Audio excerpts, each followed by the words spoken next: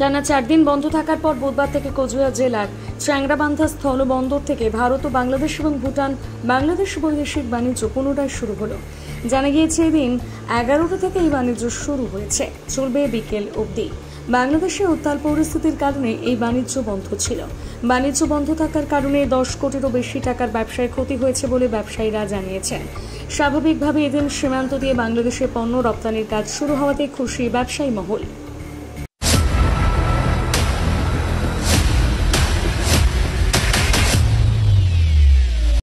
আপনি তো চাংরাবান্ধা এক্সপোর্টের জয়েন্ট সেক্রেটারি, এই যে দীর্ঘদিন যে এক্সপোর্ট বন্ধ ছিল এই সম্বন্ধে কিছু বলবেন আমাদেরকে? হ্যাঁ, দীর্ঘদিন বলতে আমাদের এক্সপোর্ট বন্ধ ছিল 3 দিন, আর আজকে আমাদের 11টা বিশে এক্সপোর্ট চালু হলো। আমাদের গাইডলাইনে আছে আজকে 11টা থেকে 3টা অবধি এক্সপোর্ট হবে, এভাবেই চলবে। স্বাভাবিক বর্ডার হলো আর কি। তা 3 দিন বন্ধ থাকাতে চাংরাবান্ধা জনজীবন অবস্থা একটু খারাপ হয়ে গেছিলো এবং বাংলাদেশের সেম একই কেস। তো এখন সবাই খুশি আছে, আমরা এক্সপোর্টাররাও খুশি আছি। তা আজকে যে এক্সপোর্ট চালু হলো কেমন লাগতেছে আপনাদেরকে? ভালোই লাগতেছে। তা আজকে কত গাড়ি এক্সপোর্ট হবে আইডিয়া? আজকে তো ইম্পোর্টও শুরু হয়েছে। ইম্পোর্টও মোটামুটি বাংলাদেশের ওই পাশে আমাদের কাছে যেটা খবর আছে 100-র মতো গাড়ি আছে, আর আমাদের ইন্ডিয়াতেও মোটামুটি 50-60টা আজকে গাড়ি আছে, কম আছে। তা কত গাড়ি আজকে এক্সপোর্ট হতে পারে আপনাদের? যা হবে যতটা হয়, আচ্ছা টাইম কমিয়ে দিচ্ছে। তা আপনাদের তো প্রচুর ক্ষতি হয়েছে? হ্যাঁ, প্রচুর ক্ষতি, রাজস্ব ক্ষতি হয়েছে সরকারের। তাই এখন আপাতত বাংলাদেশের পরিস্থিতি কেমন আছে?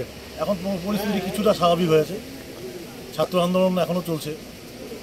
তা এদিকে কোনো ঝামেলা নেই তো আপনাদের? আমাদের এদিকে কোনো ভেজাল নেই, কোনো ঝামেলা নেই। তা আপনার নাম? আমার নাম শান্তু ঘোষ, আপনার ডেজিনেশন? চাংরাবান্ধা এক্সপোর্টেশনের জেনারেল সেক্রেটারি।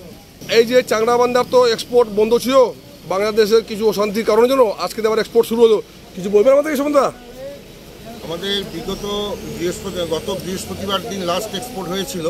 তারপর আমাদের শনিবার দিন 3টে গাড়ি প্যারিসেবল আইটেম এক্সপোর্ট হয়েছিল। তা যাই হোক, শনিবার থেকেই মেন বর্ডারটা বন্ধ ছিল এবং সাপ্তাহিক ছুটি মাঝখানে শুক্রবার দিন পড়ে গেছিলো। তা যাই হোক, আজকে সেটা চালু হলো। 11:10 থেকে এক্সপোর্ট ইম্পোর্ট দুটাই চালু হলো। এতে আমরা খুব খুশি হয়েছি এবং বাংলাদেশের পরিস্থিতি অতি শীঘ্রই স্বাভাবিক হয়ে যাচ্ছে এবং বাংলাদেশের যারা অ্যাডমিনিস্ট্রেশন থেকে আছেন তারা জানিয়েছেন যে এখন আপাতত সকাল 11টার থেকে 3টে অবধি এক্সপোর্ট ইম্পোর্ট চালু থাকবে। মোট বর্ডার কত গাড়ি দাঁড়াচ্ছিল? মোট গাড়ি এখানে দাঁড়িয়েছে 300 থেকে 350 গাড়ি দাঁড়িয়েছে। আপনাদের কেমন ক্ষতি হলো?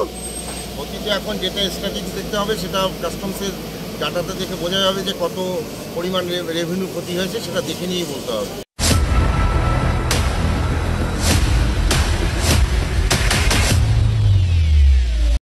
আমরা খুশি হয়েছি, আমাদের এই অঞ্চলের সব সাধারণ লোকরা সবাই এর সাথে যুক্ত। এখানে লেবার থেকে শুরু করে আমরা এক্সপোর্টার, ক্লিয়ারিং এজেন্ট যারা আছে সবাই যুক্ত এবং গাড়ির মালিকরাও যুক্ত এর সাথে। যাই হোক, আজকে এক্সপোর্টটা চালু হলো। এক্সপোর্ট চালু হওয়াতে এবং ইম্পোর্টও চালু হলো। ইম্পোর্ট চালু হওয়াতে অনেক লেবাররা যারা বসে আছে ইম্পোর্টের গাড়ি ঢোকার পরে সেই গাড়িগুলো খালি করবে এবং সেক্ষেত্রে আবার লোডিংও চালু থাকবে। যাই হোক, এতে সবাই খুশি হয়েছি আমরা। ইম্পোর্ট কত গাড়ি আসছে এবং? ইম্পোর্ট আজকে আমাদের যেটা খবর আছে 80 থেকে 100 গাড়ি ওখানে দাঁড়িয়ে আছে বাংলাদেশে।